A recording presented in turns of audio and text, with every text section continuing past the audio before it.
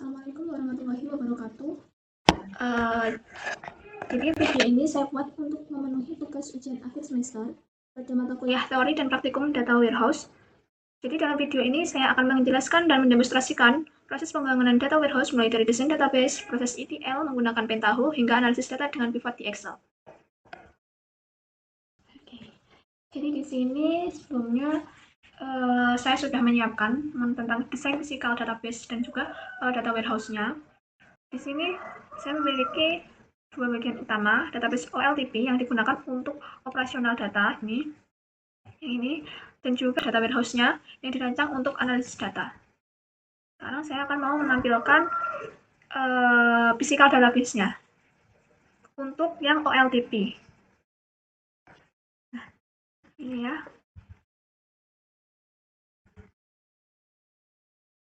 Saya sebelumnya juga sudah merelasikan.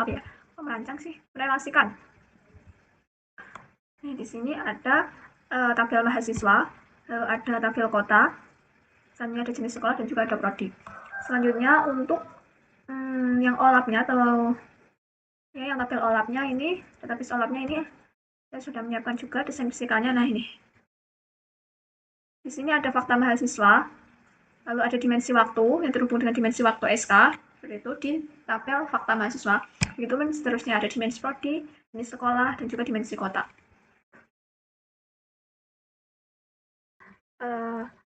Dengan nama mapa OLTP. Di sini data jenis sekolah, kota, mahasiswa dan prodi akan disimpan. Nantinya data ini akan diekstraksi untuk diproses lebih lanjut ke dalam data warehouse. Selanjutnya, kita akan melihat struktur data warehouse yang sudah disiapkan. Pada tahap ini, tabel-tabel di data warehouse sudah dibuat, namun masih kosong ya. Tabel ini nantinya akan diisi dengan hasil pemrosesan dari sumber OLTP. Dari sini, melalui proses ETL yang akan kita jalani. Kosong semua. Tapi sudah disiapkan tabel-tabelnya apa saja, ini apa saja nantinya. Berikutnya adalah proses ETL atau extract, transform, and load. Pada tahap pertama, kita perlu mengekstrak data dari OLTP. Dari sini. Selanjutnya, saya akan menjalankan proses ETL menggunakan Pentaho Data Integration ini, fakta mahasiswa. Dalam ETL ini, kita akan menjalani 3 tahapan utama, yaitu extract, transform, dan load. Yang pertama di sini ada tabel input untuk max/update. Jadi ini juga untuk mendapatkan informasi pembaruan terakhir dari tabel fakta mahasiswa. Jadi script ini select, collect, max, plus update, dan lain-lain ini seterusnya. Ini nanti memastikan jika ada data dalam tabel tanggal defaultnya itu 2019 bulan 1 tanggal 1 di jam 00 ini semua yang akan digunakan.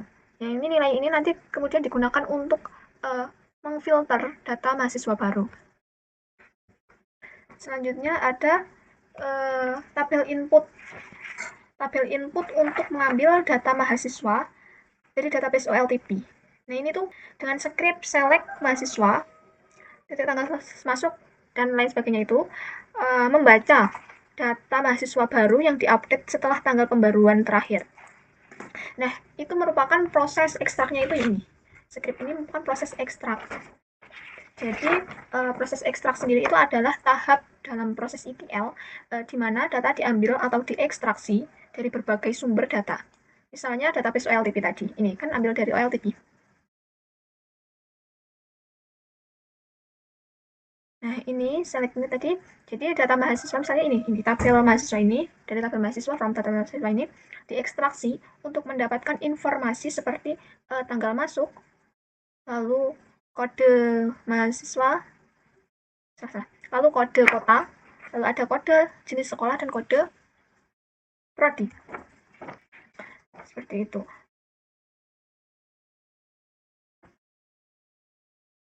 Dengan insert data from step-nya dari datanya max/update ini. Jangan lupa ya. Selanjutnya saya menjelaskan singkat saja ya tentang mengenai proses fakta mahasiswa ini di Pentaho. Selanjutnya kita lanjut untuk konversi tanggal to string-nya, itu mengonversi kolom tanggal, itu tanggal masuk, menjadi format string, agar lebih mudah diproses nantinya dalam menghitung jumlah mahasiswa untuk setiap kelompok secara teratur. Selanjutnya untuk konversi tone ini juga sama, untuk mengonversi tipe data menjadi integer. Nah, selanjutnya akan memasuki proses transform. Pada tahap ini data akan diproses sesuai kebutuhan. Untuk dimensi prodi, jenis kota, dan jenis sekolah ini akan dilakukan lookup menggunakan database lookup. Seperti ini sama ya tiga-tiganya. Lalu selanjutnya ini untuk motif JavaScript value ini melakukan perhitungan tanggal untuk dimensi waktu dan mengonversi tanggal ke dalam format yang sesuai. Jadi menggunakan modified JavaScript value ini. Selanjutnya ada tahap get system info update ini, yaitu untuk menambahkan informasi pembaruan sistem. Jadi gunakan langkah get system info ini untuk mendapatkan waktu sistem saat ini. Nah, ini list update ya, dengan tipe system get fixed. Dengan pengaturan ini nanti akan mendapatkan timestamp saat ini yang akan digunakan untuk menandai kapan data terakhir ini dimasukkan atau diperbarui dalam tabel fakta. Lalu untuk pilih data ini ya akan menampilkan data apa saja yang akan ditampilkan nantinya. Nah, di sini di tabel fakta ini nanti akan menampilkan ini, ID fakta, tanggal masuk, SK kota, SKJS, SK prodi, list update, dan juga jumlahnya. Selanjutnya yang terakhir, setelah melakukan semua proses ini, kita perlu memuatnya ke dalam tabel data warehouse. Nah, itu yang dinamakan proses load ya. Jadi langkah terakhirnya adalah menyimpan atau kata lain dari load-nya itu di sini tuh kayak langkah terakhirnya itu menyimpan data ke dalam tabel fakta mahasiswa. Pada langkah ini kita akan melakukan insert atau update untuk menyisipkan atau memperbarui data yang ada di dalam tabel. Pada bagian ini, the key to look up the value ini, kita akan menggunakan kolom ID fakta yang berfungsi sebagai kata kunci utama untuk mencocokkan data. Lalu untuk komparatornya itu pilih tanda sama dengan ya. Ini kan ada beberapa. Saya sudah menyiapkan sebelumnya. Lalu kemudian di sistem field-nya ini pilih ID fakta untuk melakukan pencocokan apakah sama dengan kunci yang ada di tabel gitu, sama dengan ini tabel field-nya ini kuncinya. Selanjutnya untuk update field-nya ini untuk menentukan kolom yang akan diperbarui atau dimasukkan ke dalam tabel fakta apa saja. Nah, ini saya akan memasukkan kolom ini semua, ID fakta, dimensi waktu, dan lain sebagainya dengan diubah ya nama field-nya itu. Lakukan apa namanya? Update ya. Update-nya itu ya ini. Di waktu SK diganti menjadi tanggal masuk. Seperti ini. Apakah yakin untuk melakukan update ini? Ya, pilih yes. Tahu ya. Begitulah untuk sekilas mengenai dimensi fakta mahasiswa. Oh ya. Selanjutnya kita perlu menjalankan proses ETL ini agar masuk ke dalam ini ya database-nya. Kita load semuanya dulu. Kan tadi masih kosong. Disimpan dulu. Tadi masih kosong, jadi kita perlu mengisinya dengan cara menjalankan atau launch. Salah. Launch. Nah, ini data berhasil masuk ya nantinya. Coba kita lihat apakah ada dimensi prodi kan tadi. Nah, ini. Data berhasil terisi yang tadinya kosong, sebelumnya sudah berhasil terisi. Itu pun sama juga di dimensi jenis sekolah. Kita jalankan. Kita launch. Oke. Dimensi kotanya.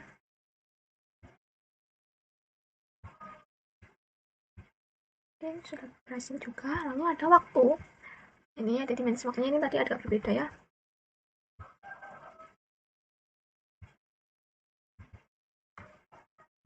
Nah, sudah berhasil ya. Lalu kita coba jalankan fakta mahasiswanya ya. Kita launch. Oke. Udah. Ada ID fakta gabungan dari ini semua. SK kota, SKJS, SK prodi, SK waktu ya. Lalu ada tanggal masuknya ini dari dimensi waktu. Lalu ada SK kota ini dari dimensi kota, SKJS ini dari dimensi jenis sekolah, dan SK prodi ini dari jenis dimensi prodi. Setelah menjelaskan proses ETL tadi, sekarang kita bisa melihat hasilnya kan sudah ada semua. Tabel fakta telah terisi dengan data yang sudah diproses dan semua dimensi terkait seperti dimensi waktu, dimensi prodi, dimensi kota, dimensi jenis sekolah juga sudah terisi. Jadi data ini sekarang siap untuk dilakukan analisa lebih lanjut. Kita dengan penggunaan pivot ya. Saya akan membuat pivot. Oke, selanjutnya kita akan melakukan impor data dari data warehouse ke dalam Excel. Jadi proses ini cukup sederhana. Saya cuma menggunakan apa namanya? Ya, ketiga ya, dari MySQL for Excel. Ini menggunakan. Jadi yang pertama klik MySQL for Excel dari data ini tadi tempatnya. Lalu setelah melakukan koneksi sama seperti ini. Pilih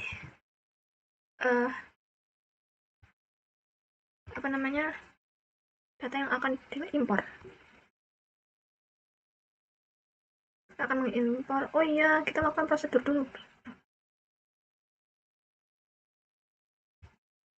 Untuk mengambil data gabungan dari beberapa tabel dimensi, seperti dimensi waktu, dimensi kota, dimensi jenis sekolah, dan dimensi prodi, dan tabel fakta atau fakta mahasiswa ini dalam sebuah sistem OLAP.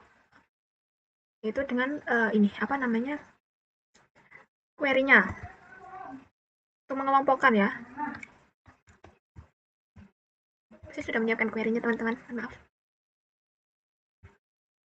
Kita buat, ini nanti kan mau diekstrak sebelum diimpor ke Excel, saya akan membuat ini dulu.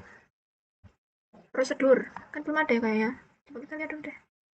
Sudah siap belum sih prosedur saya? Ya belum ada. Oh ya belum ada ya. Selanjutnya kita jalankan. Kita buat prosedurnya.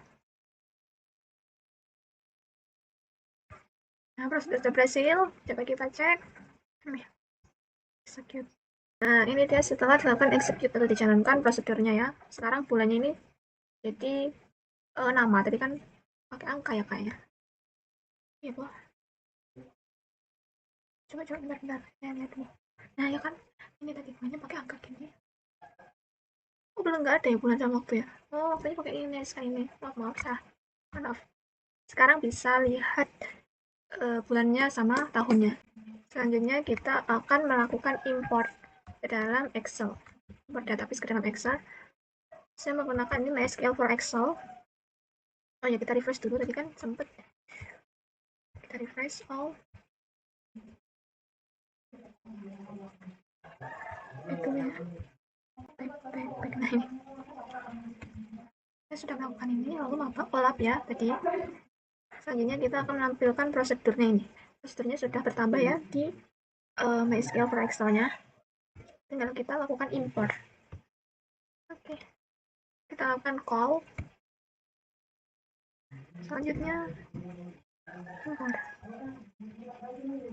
Oke. Data dari database berhasil diimpor ke dalam Excel. Di sini, jadi kita memiliki pivot tabel yang telah dibuat dari data mahasiswa ya. Jadi pivot ini dengan gambaran yang jelas tentang distribusi mahasiswa ini berdasarkan dimensi-dimensi seperti prodi, jenis sekolah, dan kota. Jadi kita bisa melihat total mahasiswa di setiap kategorinya nanti ya. Coba saya akan yang pertama lakukan pivot ini di insert, lalu lakukan pivot tabel. Nah, ini sudah keluar ya pivotnya. Selanjutnya ini kita pilih saja, biasanya di value ini berupa angka-angka ya, jadi kita pilih jumlahnya ini. Selanjutnya, nah sekarang sudah menampilkan ya, jumlah mahasiswa itu ada 11 semuanya. Lalu saya akan membuat barisnya atau rowsnya ini berisi prodi. Nah, seperti ini. Jadi ini semuanya ada jumlahnya dan ada total untuk semuanya ini. Nah, total ini tuh diambil dari values ini atau sum, atau setelah di sum ini nanti akan menampilkan ini grand total. Di rows ini jadi kita bacanya ya mahasiswa yang mengambil di informatika ini sebanyak 5. Itu pun yang mesin sebanyak 1 dan informasi sebanyak 5. Dan di totalnya ini akhirnya 11. Coba kita tambahkan dia misal dari kota.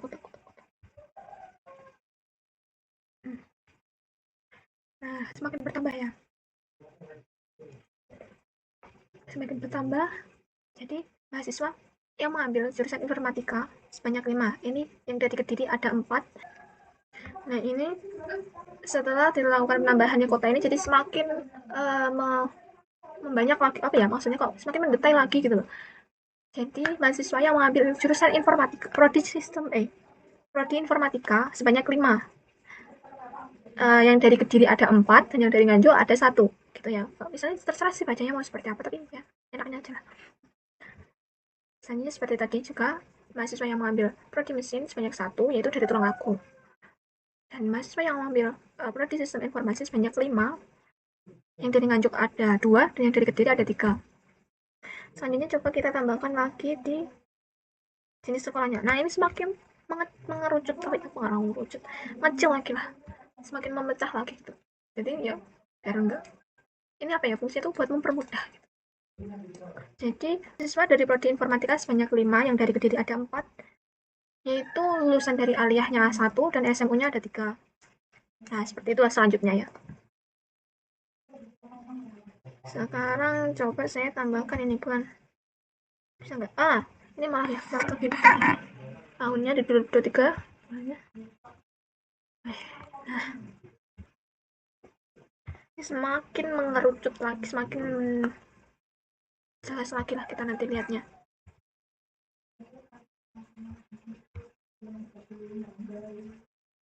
Coba kita kotanya kita pindah. Nah, ini. Tambah. Ini. Akhirnya pangkat totalnya tetap 11 ya. Jadi ini bacanya terserah kita sih mau dimulai dari mana dulu. Jadi ini informatika, prodi informatika di bulan Januari yang dari Kediri ini. Kayaknya nggak enak ya kalau bacanya seperti ini, bingung ya. Kotanya tetap aja di sini. Ya, gini bisa. Yang dari Kediri ini di bulan Januari ada 5. Yang mengambil prodi informatika. Yang mengambil informatika ini ada 3.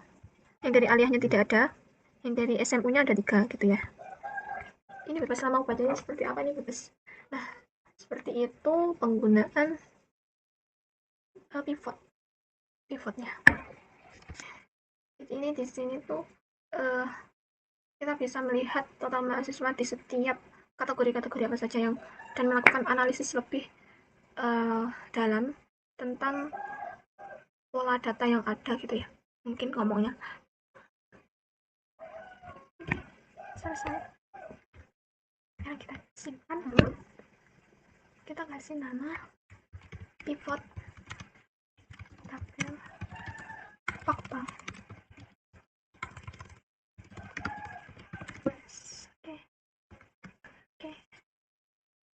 Demikian video ini saya buat untuk memenuhi UAS teori dan praktikum data warehouse. Saya akhiri. Wassalamualaikum warahmatullahi wabarakatuh.